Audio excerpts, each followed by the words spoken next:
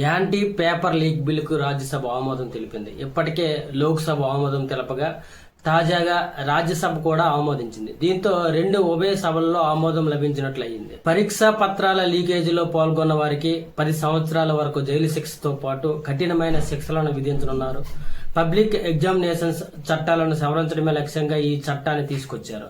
లోక్సభలో ఆమోదం పొందిన ఒక్కరోజు తర్వాత ప్రతిపక్ష సభ్యుల అంతరాయాలు, వాకౌట్ల మధ్య రాజ్యసభ గురువారం పేపర్ లీక్ నిరోధక సవరణ బిల్లుకు ఆమోద ముద్ర వేసింది.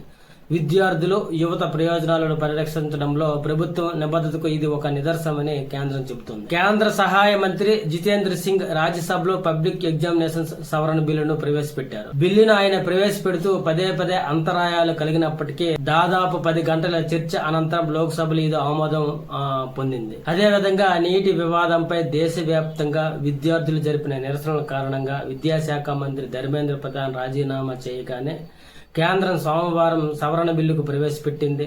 పరీక్ష పత్రాల లీకేజీలో పాల్గొంటున్న వారికి 10 ఏళ్ల వరకు జైలు శిక్ష, 50 లక్షల వరకు జరిమానాతో సహా కఠిన శిక్షలను ఈ చట్టంలో పొందుపరిచింది. జూలై 20న వర్షాకాల సమావేశాలు ప్రారంభమైనప్పటి నుంచి ప్రతిపక్షాల నీటి పేపర్ లీక్ విషయంలో ప్రభుత్వానికి ఒత్తిడి చేస్తూనే ఉన్నారు.